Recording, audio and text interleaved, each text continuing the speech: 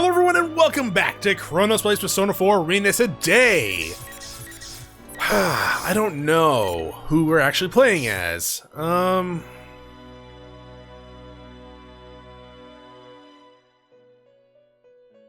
Yeah.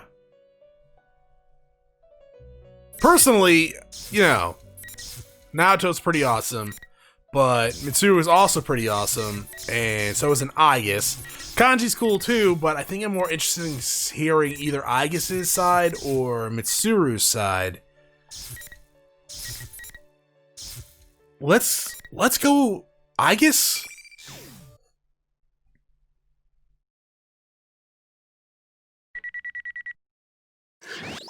Are you awake? No. I'm sorry.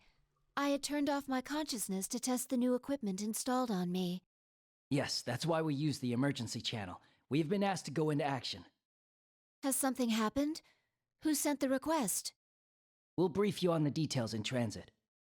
Also, regulations say that the member with the lowest serial number is in command.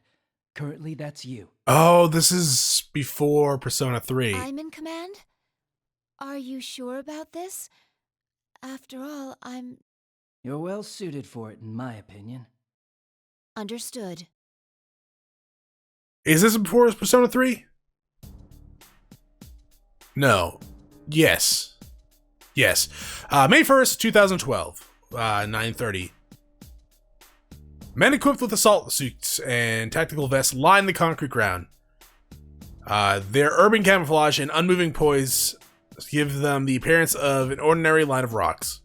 30 minutes have already passed since the special assault team took up positions near the passenger plane, stopped on the landing strip. Wait, no, when the hell was Persona 3?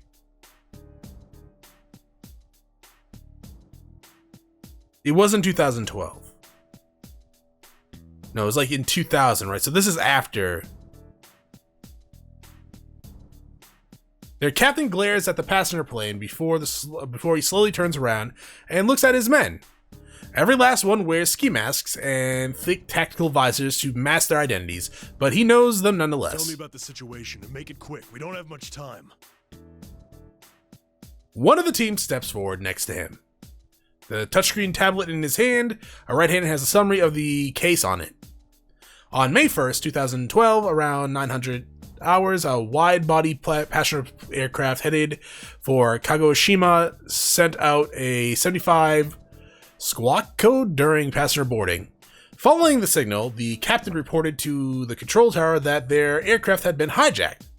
Since the uprising occurred during passenger boarding, only half of the passengers, 168 exactly, had boarded. The 10 crew members, bringing it to a total of 178 hostages thought to be on board. Some passengers seated near the hatch had succeeded in escaping. The following points were gained from questioning them. Take care not to be seen by the hijackers. There are 3 hijackers, all of them covering their faces with ski masks. All of them are armed with what seems to be pistols. From their voices and builds, they appear to be males. They all spoke fluent Japanese. Currently, the aircraft in question has moved to the front of the landing strip at the hijackers' insistence and is stopped there. The authorities have attempted to negotiate with the hijackers by radio, but they have made no demands. The team member finishes his report. The captain nods silently and addresses his teammate. There hasn't been a plane hijacked in this country in over 10 years. None of us, not even me, have dealt with this before. Still, the procedure remains the same. Trust yourself, remember your training, and keep a cool head. Right, gun down everyone. The captain turns towards the plane again. Taking that as a cue, the team scatters to their specified posts to take up positions. The only thing to do now is see what happens. What is this? Is this a dream that Aigis has? Eventually, 10 a.m. comes around. Half an hour has passed already with no new developments. Repeated attempts to raise the hijackers have been made, but they have yet to make any demands. Tensions are beginning to arise.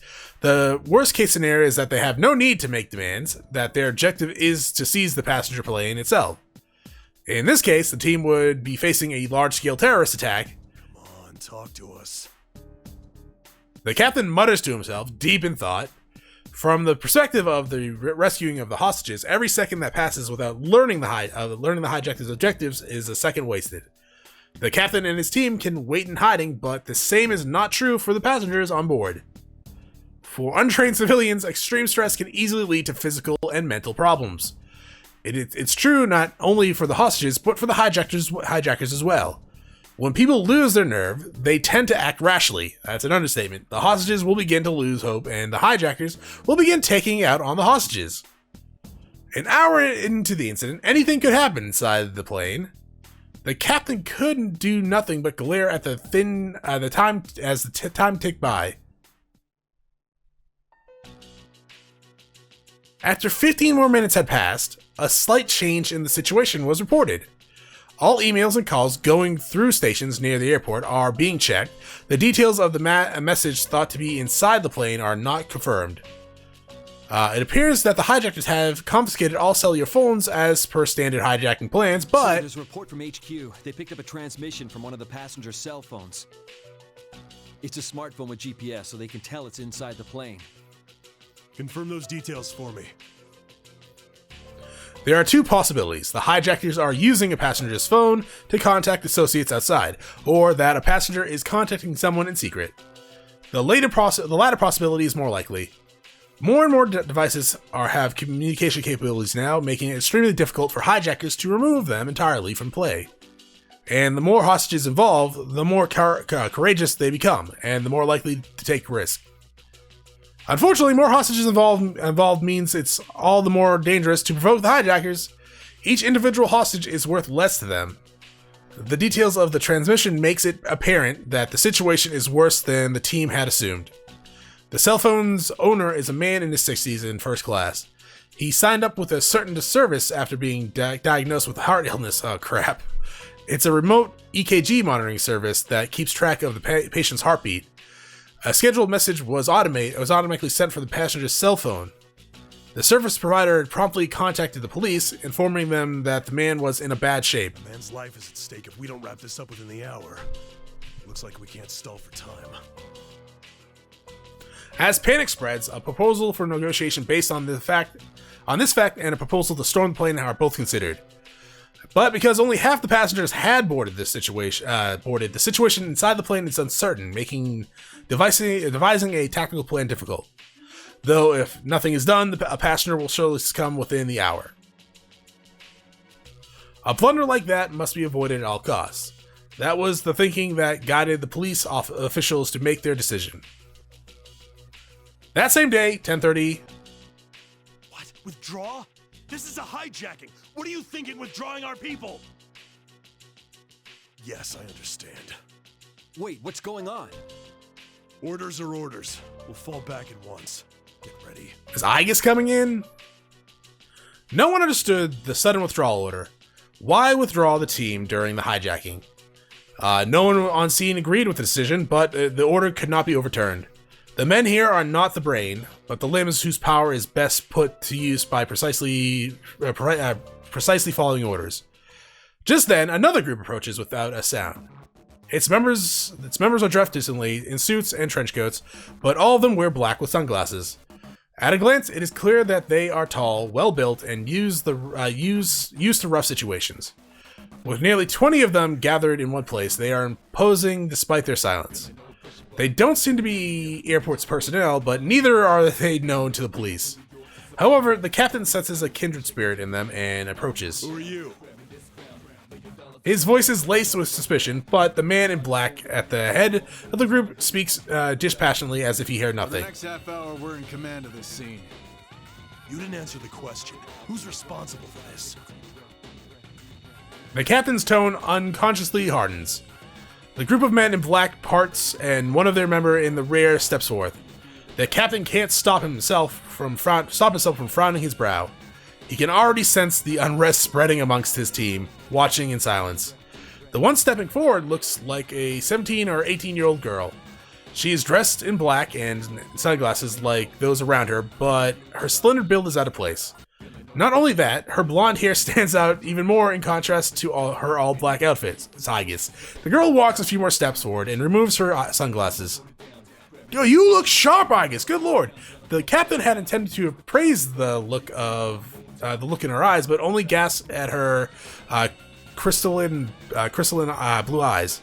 He quickly regains himself and frowns at her. So you're the one in charge? Yes, Are you shitting me? Yes? there is no time to waste quarreling. The girl looks at him fiercely, despite the armed team surrounding her. The unreality of it all is what helps the captain get over his surprise. Her age and appearance are most likely meaningless. She is clearly no ordinary Are girl. you not even gonna tell me who you're with? I cannot. So you expect me to hand over control of the scene to you without even telling me who the hell you Well, are? you were ordered to withdraw, so I yes? believe orders to withdraw have already been issued. Her calm, sweet voice only irritates him. The captain closes the distance with the girl, and while he stops short of grabbing her suit, he glares into the blue eyes from only inches away. I don't know what kind of juice you have with the grass, but are you ready to be responsible for the deaths of those passengers? Your protests are doing nothing to relieve the danger. Rescuing them as soon as possible is my, or rather, our duty. The girl is completely unruffled as she speaks. It's like she's a machine or something, the captain thinks, or more dumbfounded than angry. Have faith in us. We too wish to save them. For the first time, something like determination flickers within those crystalline eyes. After looking into them, the captain finds something akin to resolve and confidence in them. He steps back. Raising his right hand to his chest, he shows the girl his watch. But you got exactly 30 minutes and not a second more. Understood. After the girl nods, she gives instructions to prepare a staircase to the group she is leading. The captain's fist tightens nervously. Did I say suitcase or staircase? Stair car. Yeah, since there are a few uses for a stair car, quietly moving it in place may make the hijackers think that a strike team is getting ready to storm the plane. But there is no hesitation in the girl's actions. Well then, move in as naturally as possible while staying in their blind spots. Eventually, a roofless stair car advances slowly towards the passenger plane. Closest we can get without them noticing will be about 10 meters from the plane. That will be more than enough. More than enough. What's the point of half-assing it like that? The captain's annoyance begins to turn to curiosity. If she is replacing the SAT team with, then she must have a plan beyond simple brute force then. Now, let's begin. The stair car stops. The girl gets out of the driver's seat and walks slightly behind the vehicle, turns towards the passenger plane, and sits with one knee up. What's she doing? The captain brings a pair of binoculars to see her behavior more closely. At first, he assumes she is going to use the stair car's movements as a decoy and then send her team in from a different direction. Like humans, most vehicles have significant blind spots above and underneath. Yet, that doesn't seem to be our plan. Does she plan to make her move while she's using the stair car as shelter? Is she possibly going to snipe them? The captain discards the possibility. It would be too foolish to set up a sniper perch at a lower angle of elevation where the girl is now. While the captain mulls over the question, the girl makes an unexpected move. She appears to lower her stance slightly one moment, and in the next, she is no longer in sight, so she probably jumped. By the time the captain's grasp that she is running, she has reached the top of the stair car. Her slender body launches in like a cannonball from the top of the stairs. What? She jumped? Even the SAT members voice their surprise. The girl's leap arcs over a distance of over 10 meters. It's clearly beyond the abilities of a human being. Coming in the middle of a hijacking, the scene seems even more surreal. The girl lands on top of the aircraft and stands as if nothing unusual had happened. She looks at the aircraft beneath her and slowly turns her head to scan it from back to front. It reminds the captain of the movement of a security camera. He knows it should be impossible, but he wonders if she can see through the plane's ceiling. Eventually, the girl seems convinced of something and begins walking. When she reaches the boarding hatch of the front, she moved her right hand to her back. The captain notices that a special knife coated gray from blade to hilt is in her hand. What's she gonna do with that knife? Stab the plane, probably. The girl suddenly lowers her stance and slides down the side of the aircraft. Just as she's about to fall, she thrusts the knife into the jamb of the hatch and dangles from This is it. crazy. Yeah, I thought this was a fighting game. And then she then uses her left hand to pull the handle and unlocks the hatch with ease. Once the thick, airtight door juts out of the aircraft, the girl nimbly jumps into the plane. The captain is shocked by her dauntless methods. He begins to wonder if she intends to defuse the situation on her own. The captain lowers the binoculars and faces the reality before him with his own eyes. Who in the world is she? That's Aigis. The doubts he had dismissed rise within him again.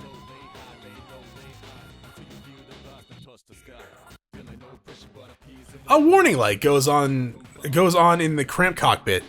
Two people there notice it at once. One of them is the captain, sitting in the pilot seat. The other is the man holding a gun to the back of the captain's head. The light is labeled hatch open, even an amateur can understand what it means. The man suddenly tenses and stands ready at the passenger's side door. He prepares himself for someone to charge through it, but he quickly regains himself and turns the gun back onto the captain. The man casts irritated glances back and forth between the captain and the door for a while, but eventually approaches the door, his gun pointed at the captain. He cautiously cracks open the door and looks towards the passenger seating. Just outside the cockpit is the first class section, but the passengers were gathered in economy at the time of the hijacking. First class is empty.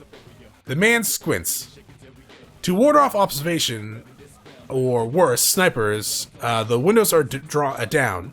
Coming into the darkened plane from the bright cockpit forces him to adjust his eyes. But from the corner of his eye, he sees a gleam of light shining in that's unlike the regular lights.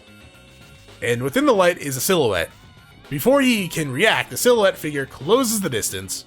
A hand grasps the edge of the door and opens it with tremendous force. Two quick, heavy shots are fired. The man collapses unconscious without a sound. The captain turns around in surprise to see the intruder, a blonde girl with an index finger to her lips to signal silence. She first lays the man on the ground, then removes the pistol in his hand. On closer inspection, it is only a model gun, supplemented with metal parts. The seam between the parts is in different places compared to a real gun. It is taken apart. The dismantled pieces would look nothing like a real gun, if taken apart. The girl then takes handcuffs from the small pouch on her waist and fastens the man's arms to the seat leg near the window. Even if he wakes up, he will be unable to stand. Though the captain still looks as if he wishes to say something, the girl's eyes meet his and insists on silence as she leaves. The curtain dividing the first class and economy section is closed. The girl hides herself behind it and peeks through. There is a man in each of the aisles on the left and right. Neither seem to have noticed her. The passengers... Wait, I thought you said two shots fired. What? Were they from Aigis?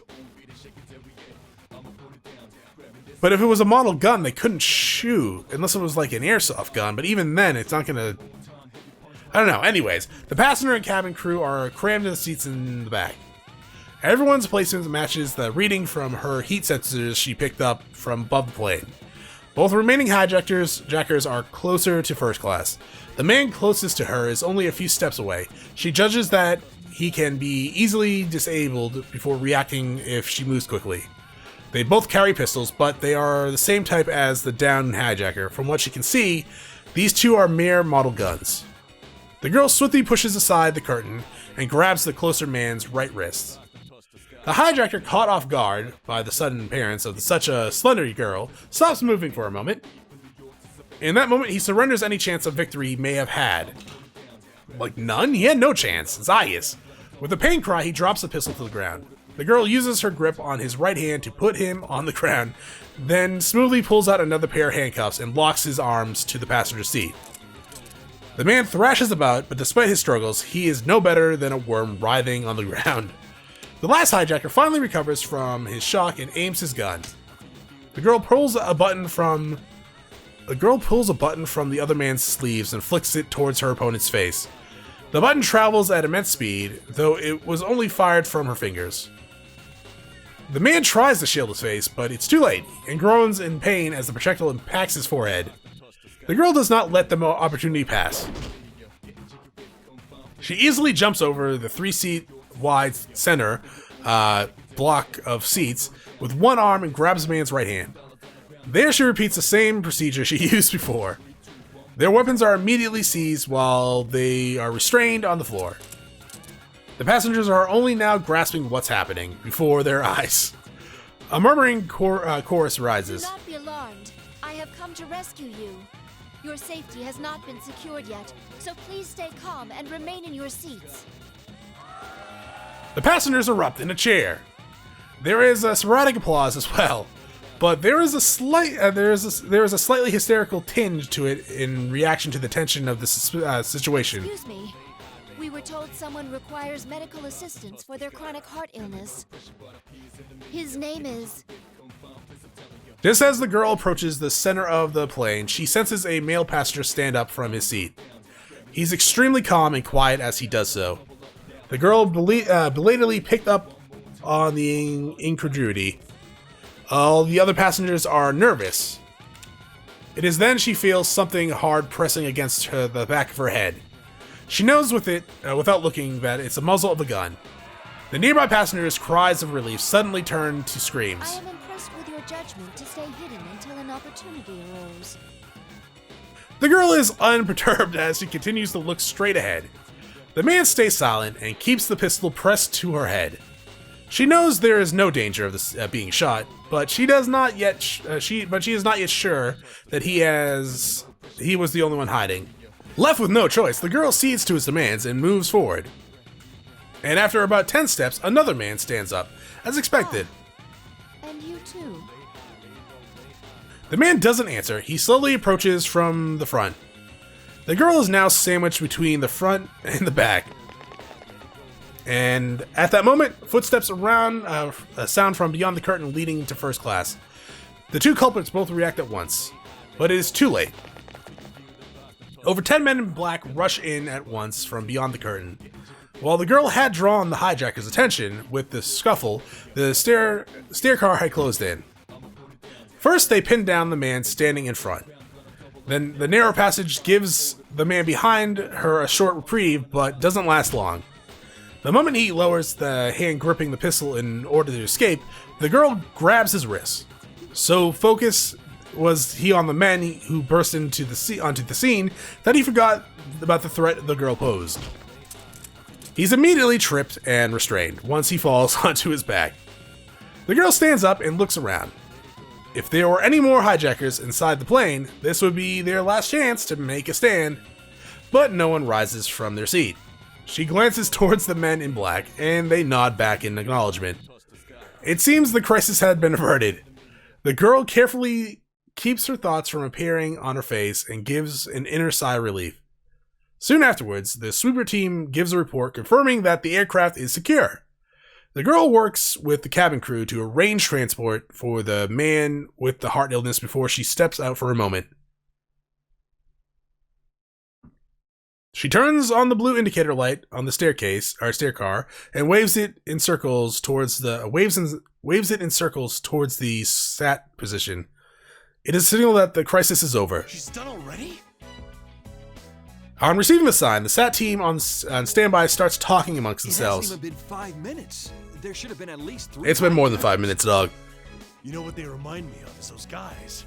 Like Men in Black or something. Captain, who are those people? Is that one even... They're literally the Men in Black. The captain sighs with reluctance. This is just a rumor, but I've heard that the higher-ups formed an unofficial security group in conjunction with a certain corporation. It's supposedly for cases that are a little strange. No, you don't I say. hear they have some official standing with the police, too. Though it's all some private enterprise, so technically there's no authority involved at all. So, I'm gonna say that's Yukari and Junpei on the right. In the center would probably definitely be Mitsuru. And I don't know, I don't see anyone that could be Akihiko or Aigis for that matter. Or even Ken. What? But this is Japan we're talking about. A search and destroy unit that answers to no department, keeps no records. I've heard them called shadow operatives. He turns on his own blue light as a sign of understanding and waves it left and right. The response light comes from up ahead. The girl then sees the captain spreading his arms in a shrug and smiles for the first time. She feels slightly bad for them. Her team may have shamed them, though they had done nothing wrong. I should apologize to them later. But then, in the corner of the girl's eye, near the entrance of the luggage cart, the corner of the building, a figure catches her attention. A girl? The girl seems to be about her age and is wearing a plain cape-like dress. The girl on the aircraft feels oddly uneasy at seeing the figure. To begin with, given the heightened security, the parking entrance should be strictly sealed, but the figure looks perfectly ordinary. May I check on something? The girl calls to the SWAT captain over the radio. There appears to be some slight interference necessitating an adjustment of the dial. If you look towards my left, in front of the luggage loading bay is... But during the moment she looked away, the figure has disappeared. She's not there. That can't be. The girl looks around, but the figure is nowhere to be seen. Where could she have gone in this open space with nowhere to hide? What's the matter? Oh, I'm sorry. I was apparently seeing things. Can you actually see things, I guess, like that? The girl shuts the radio off. Who was that just now? Was I truly seeing things? With those questions in mind, the girl tries to remember the figure's appearance in detail. Only then does she realize the cause of her unease. That light blue dress the figure wore, it was very similar to the one herself had once. It reminds her of those days when she did not yet have a heart.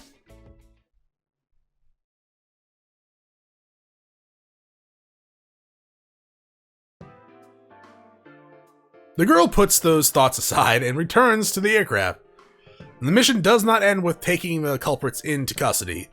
In truth, along with defusing the situation, securing the safety of the one particular passenger was her highest priority. This fact was not revealed to the SAT team. Oh, so I'm guessing the dude with the heart problem was actually like a higher up than for Mitsuru's group? The passenger was originally seated in first class but would have been forced to move. The girl looks carefully through the restless passengers. It is not long before she finds the face she seeks. Looking relieved, the girl walks towards the passenger in question. Are you all right, Mitsuru-san? Aigis. I didn't think you'd be the one to come. Oh, hi Mitsuru, how's it going? The one who answers has long, shining hair that would make an impression on anyone. Her refined appearance makes her stand out over and above her calm position in her seat. But Aigis knows the woman well. In fact, I was surprised to be called on to deal with something like this. The suspects made no demands. What were they after? At first, I thought I was summoned because you were their target, Mitsuru-san. The higher-ups must have thought the same thing and panicked. Especially considering there's cargo on that plane they wouldn't want made public. Okay. Wait a second, that cargo... Is something wrong? This hijack seems strange now that I think about it. They made their move before takeoff, which is odd timing, and they forced the boarding announcement to be stopped. I thought maybe it was their way of trying to pull it off with a small team. Are you saying that rather than a passenger, they were after that cargo? Oh, yeah, probably. It's true that no one would consider the unloaded luggage during a hijacking. I guess I need you to check on my things. Though if I'm right, it's already too late. Yeah. In response, Aigis instructs her team via radio to secure all luggage transport routes. Moreover, she requests a search to ensure that no cargo has been taken. Even if you're right, why would they be interested in your belongings? My usual cargo wouldn't be worth hijacking a plane over, but I was carrying something sensitive this time. Normally, if they wanted it, they'd have to bypass a Corregio facility's security or attack the vehicle transporting it. But by doing it this way, they can divert the entire country's attention with a few model guns. Mitsuru smiles. Aigis can tell that she's impressed with their audacity, despite herself. Mitsuru-san's cargo. Sensitive belongings for a vacation. Ah, I understand. Hijacking a plane out of a desperate desire for undergarments. This incident will surely go down in history. I mean, yeah. Mitsuru's eyes bulge at the unexpected comment. You're jumping to conclusions. It's not sensitive in that way. Besides, my underwear is in this bag and... I think she's just having fun, Mitsuru. That's it. Enough about underwear. She forces a cough and steers the conversation back on track. Accurately, my cargo contained items from Ergo Research. My trip to Kagoshima was partly vacation, but also to oversee their transferal to Yakushima. The official name of Ergo Research is the Corregio Economic Research Lab. Both Mitsuru and Aigis have many bitter memories associated with that name. A pale hangs in the air, okay. But a radio transmission from one of Aigis' team cuts the moment short. Aigis speaking. I see. Understood. Mitsuru looks at Aigis questioningly and she nods. As you suspected, they found that one of the boxes scheduled for transport has gone missing. Was one of the boxes Labrys then? Thought as much. With a small sigh, Mitsuru raises from her seat. We must get it back, Aigis. The rest of the team can finish up here. I need you to come with me. Aigis inspects Mitsuru's face carefully. Will you be joining the search as well? Well, I am personally involved, so yes. In other words, you will officially rejoin the unit and participate in this mission. To be more direct, is it accurate to say that you are abandoning your vacation? Mitsuru sighs with some exhaustion. Aigis interprets her silence as approval. Then I hereby transfer command authority to you, Mitsuru-san. Oh, did Mitsuru not want to be in command? Regulations state that the member with the lowest serial number is to take command. And since you are member number 1... Oh, okay. That confused me, because when we first said that, I thought they were doing like the Persona 3, like before Persona 3 mission. But no, I guess not. Leader of the Security Department Shadow Response Unit, also called the Shadow Operatives. I had a feeling I wouldn't be able to enjoy this vacation for long. Traveling with cargo from Ergo Research suggests that her vacation was neither relaxing nor cheerful. I can't allow anyone to be hurt again by the things we, the Corregio group, created. We'll get this cargo back at all costs. Mission or no mission, I'm making it a personal priority. Understood. Aigis answers loudly and snaps off the police salute that she's finally gotten the hang of. I am Aigis. Hi, Aigis. My official name is 7th Generation Anti-Shadow Suppression Unit Aigis. As my name implies, I am not human. I am a humanoid weapon, a robot essentially. Though, with the right clothes, and a surprising number of people cannot tell the difference. I was created in a research lab owned by one of the world's foremost conglomerates, the Corregio Group. I was made to exterminate a certain enemy. They are called shadows, monsters born from people's repressed emotions, granted dark life. Shadows can only be defeated by those with special powers, the special powers of personas.